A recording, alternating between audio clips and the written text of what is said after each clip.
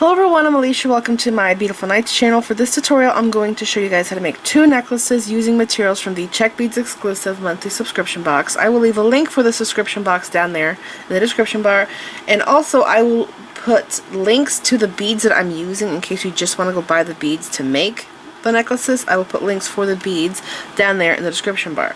Now there is one bead here that I could not find on the site, which is this bead here. I don't know if it's just out of stock or what at this time, but I probably will just put the product code down there for you guys in case it does come back in stock. You can get the same bead that I did for the center here.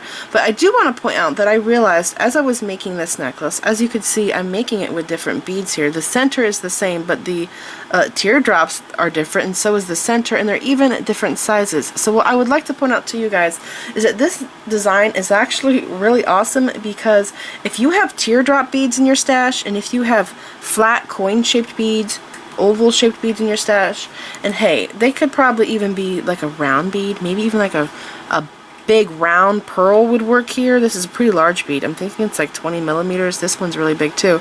But I found that really you can play around with all different sizes and shapes of beads, and also different bead counts. So like these here teardrops are huge, and these here are skinny, but this design here, you'll see, it's still going to work up the same. And I was thinking that daggers would work for this. I would actually like to use smaller teardrops and more of them, so maybe instead of doing 2 on each side, what if I did tinier teardrops and I did like 3 on each side? So really, I feel like there's a lot of different bead options, and everybody is probably going to have the materials to make this necklace, and it's just going to look different depending on what materials you have. But I do find that the most important things for this necklace is to do 20 gauge wire, and you're going to want 4mm beads to space out your teardrop beads in the center here. So yeah, that's most important. But with the other materials, you can change up the sizes and the shapes of the beads, and you just want to lay them out like this to get an idea of what it will look like. So let's go ahead and get started with this project. It's very simple. I'm going to be using round nose pliers and chain nose pliers, and also wire cutters. And I already have one bead here wrapped. This is my center bead, and when you go to wire wrap the sides on your center bead, make sure that it's very loose, because you need this to flip around freely. Now I did notice with this rose bead, see how there's 3 petals on one side and then there's 2 on the other side? I noticed that when I put it onto the wire and I spun it, it always flipped like this, because this side here with the 3 petals is heavier. So I have to make sure, because mine here, when I put this on, mine only goes like this. It doesn't completely spin around. I could force it, but it wants to go like this on my wire, so I have to make sure that I streamline on like that. That's just something important I realize I should probably tell you guys. And yeah, you do kind of want it to be loose so it can freely spin. And like I said, mine only wants to go in a 180, not a full 360, but that's okay. So now I'm going to take a head pin here. This is a ball head pin, and I'm going to put my bead on. And as you can see, this bead is reversible. This side is clear, and this side has this finish on it, which is really epic. And so I had an idea. I've done this before. I think I did it with, I did a video on it. I had these butterfly beads, and one side was colored like this and it had detail, and the other side was completely flat. There was no detail for the butterfly. It was a really strange butterfly bead, but it was a Czech bead and it was beautiful, and I wanted the pretty side to stay on the front, so I wrapped it like this on the back side to prevent it from flipping, and it actually worked. So that's what the back there looks like, and this is the front. This is so cool. I'm really happy with how these turned out. And I think that everybody's going to have a lot of different options on beads they can use to make this piece. Okay, so I have my bead on here, and I'm going to do a wire wrapped loop. I'm going to do a very tiny loop. As you can see, they're pretty small, because I have this sitting in between my 4mm beads, and I need to make sure that it's going to stay in place. I don't want this to hop over the bead and then touch the teardrop. You know what I'm saying? Same with this here. You want to make sure that the loop stays in between the bead. Okay, so I'm just going to grab right here at the very end of my pliers, and I'm going to make a 90-degree bend, and then I'm going to move my pliers up to the top like this, holding close to the edge, and make a loop, and then I'll turn it here to see how small it is. Looks good. Okay, I'm gonna go to my chain nose pliers now. Looks really good. I like the size. I'm going to turn this in some, and I'm going to make my wrap. And I'm going to try not to bend the end of my wire too much because I want to make a spiral on the front of this bead so that it stays stationary. So let's see. A little bit more. Just a little bit more. And I think it's going to be about here. So I have to get my chain nose, my other hand. See how this loop is not straight? So I'm going to take my pliers, straighten that loop out. Okay, and then I need to make sure this is straight. Okay, and then this is going to be the front.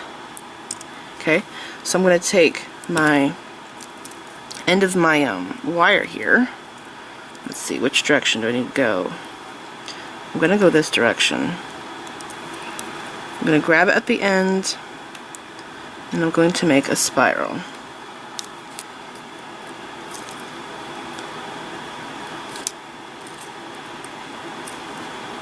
Okay, just close it a little more, and then go like this.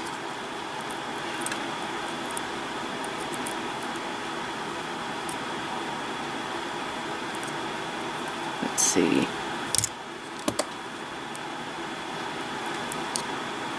It's not that pretty, but it will work. Ooh, it just got better. And that was actually an accident. Okay, so I'm just going to bend it down. I might have to come in from here and bend it. So this part here will take a bunch of fidgeting to get it just right. Twisting it and stuff. I might actually have to redo mine because it's pretty loose up here. Or maybe I could just keep fidgeting with it.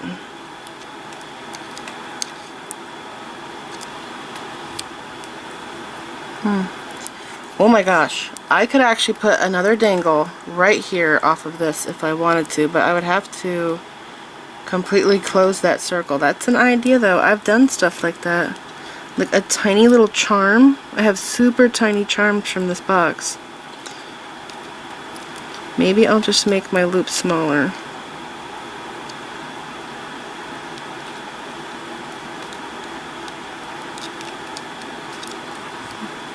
Okay, I think I'll fidget with that more later, but it will stay on this side because it's flat and it's only going to flip this much, so it's actually okay. But to speed up the video, so it's not forever, I'm going to continue on. So now I'm going to go to my wire here. I did not measure this, so I'm going to make another wire wrapped loop again, and I'm going to make a tiny one like before. Now the chain I'm using is actually a very thin chain. It's smaller than that one. And I have been able to open this chain, as you can see, super tiny. I have been able to open this chain before, but I'm thinking that I might want to put this on now before I close my loops. I don't know. I have some smaller pliers that I can use to open the chain. Let's see. Also, if you're using chain that's soldered, you can put the chain on now. Okay, so right there's my chain. Come on, slide on. Okay, it just fell down. So I'm gonna hold this side here with my round nose pliers, and then take my chain nose pliers and do this side. So yeah, the reason why I'm doing it this way is because my chain is super tiny and it is kind of hard to open up those teeny tiny links and put it on. I have done it before though. But if this chain was soldered, you would definitely want to put it on this way. So there's two reasons why to do it like this. Okay, and I'm going to cut my wire now.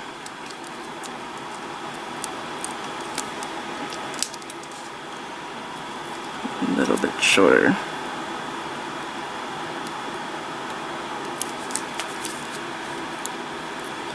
And whenever I do wire wrap loops like this and I can't get the wire to go down all the way with the chain nose pliers, I take my crimping tools and I flatten the wire down with those, because it has a round notch in it. You can really use those to close it down. Okay, so this is what I have right now. Now I'm going to string my beads on, so I have to pick up, I should flatten this more. I have to pick up a 4mm, okay, and then my flower bead here, and like I said, I want the 3 petals to be at the bottom because that's just how this rose bead is. It's the nature of it. It's the heaviest part. And then another 4mm, and then my little feather. It's kind of like a feather bead. You can also use leaf beads. I have a ton of leaf beads that would work for this project. Petal beads. Really, any bead that has a side hole like this will probably work for this project. So that's what I have so far. Another 4mm. Okay, and then my center bead. I will fix this more off camera. It's just time consuming and I don't want to be here forever trying to get it perfect. Okay, another 4mm, another leaf or feather. I don't know. Is it a leaf? Is it a feather? It looks like a feather to me. Okay, that's what I have so far. And now is the tricky part. I have to slide all of these beads down, right? Tight. Just like this. Okay. And then take your finger, put it right here in the center, and bend it like this. Okay. And take this wire. Mine's a little long to be doing this, but it's still going to work. And go like that. I'm going to flip it to this side because I'm right-handed. Alright, let's see. Just do some adjusting. Flip this up. I should have flipped my loop the other way. I was not thinking. I could still do it though. It could break, but it's okay. If it breaks, it's not a big deal. It's pretty easy to make another one of these wires. Alright, I'm going to put on my last bead. And I just want to show you guys how good this looks. See, the color that's in these 4mm is in this bead. Pretty cool. And you want to make sure that this isn't super tight because these here do need to move freely. I'll show you this one here. See how they move freely? You want it to be very movable. Alright. So I'm going to try and bend this before I make my loop, because if it breaks on me, then the second loop that I made would be a waste. Okay, it didn't break. That's good. Okay, so now when it hangs, it can go like this. Before, it can only go straight, but now it can actually go, 180 direction. Hope that makes sense to you. Okay, now back to this side. So it looks good. I do think that I should bend this more. Like that. Is that better?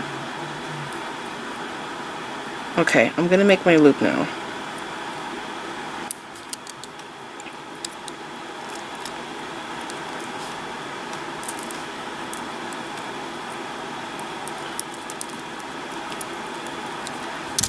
Okay, so take the wire, grab it like this, make the loop, or make your bend, and then make your loop.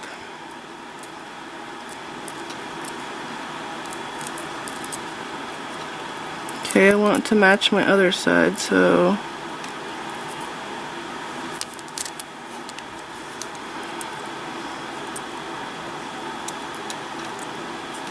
let's see, how's it look?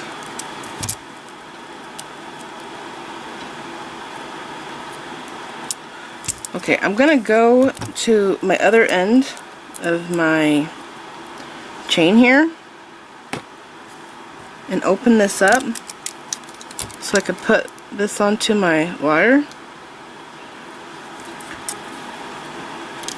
and I'll show you guys how I figure out how long I want my necklace to be. Okay, so this here I think is 24-inch chain. It's just a regular chain, and I use them all the time. My aunt gave me a ton of them to make jewelry. So put that chain on there. Okay, and I'll close this down some. Take my round nose pliers. I'm going to cut this a little bit because it's super long for me to try and wrap. And then I'm going to hold it like this. And I'm going to wrap it. And I think I just need like 2 wraps.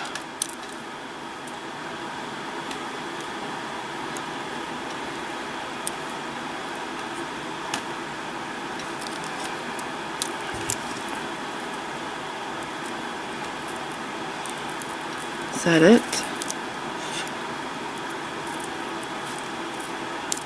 Just a little more.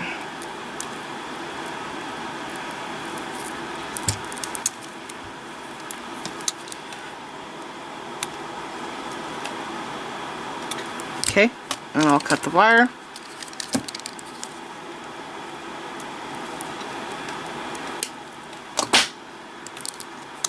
Bend that wire down all the way.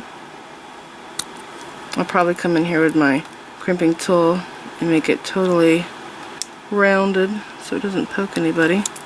And I have to make sure that, looking at it from this direction, the camera's blurry right now, I have to make sure that these loops are straight. So this one's actually leaning towards me, so I'm going to bend it back and I'm going to twist it this direction so that it's straight. This one here, I'll do the same. Okay, just doing some little adjustments. And let's see. Looks good. Alright, so now I'm going to measure my chain, and there's 2 different ways you could do this. You could take a ruler and you can lay it on the side of a ruler like this and figure out how long you want it, and then cut the chain with your cutters here. I think what I'm going to do is just copy the length of this one, because this one here was the perfect length.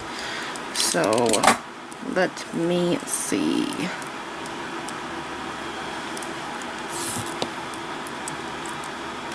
This is my cheating way of doing this.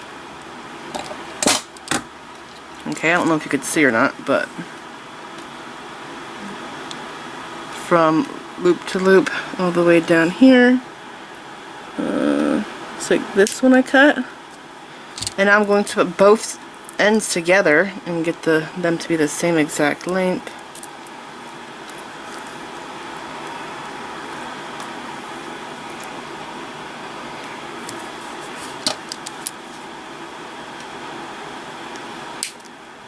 Okay.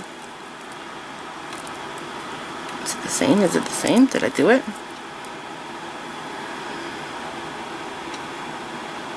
Yeah, I think I have 1 extra link on this side.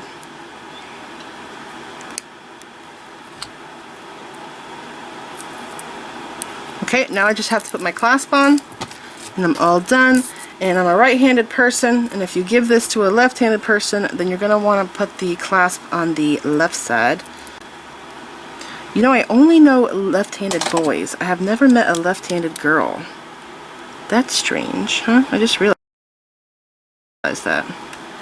Okay, so right side, putting the clasp on this side here. Just like that, and closing it shut.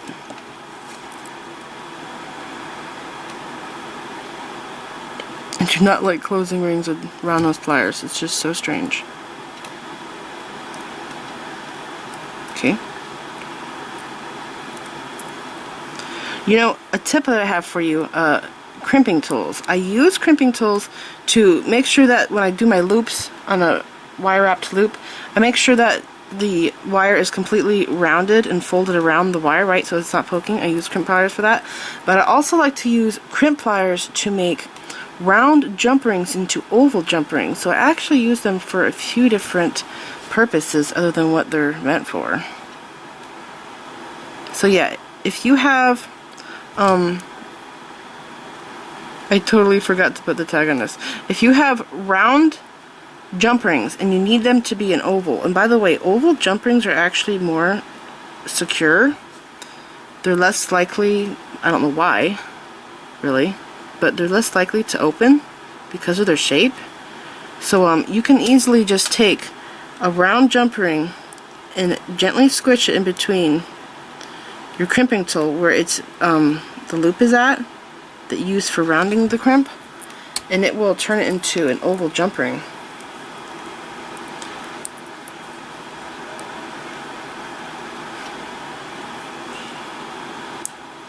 Okay, there we go.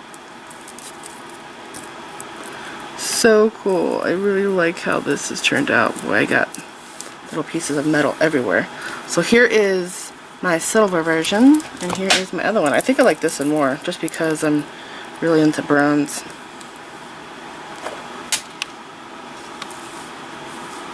But I think they turned out really cool, and I would like to see them made with different variations of beads. I would like to try daggers, see what that would be like.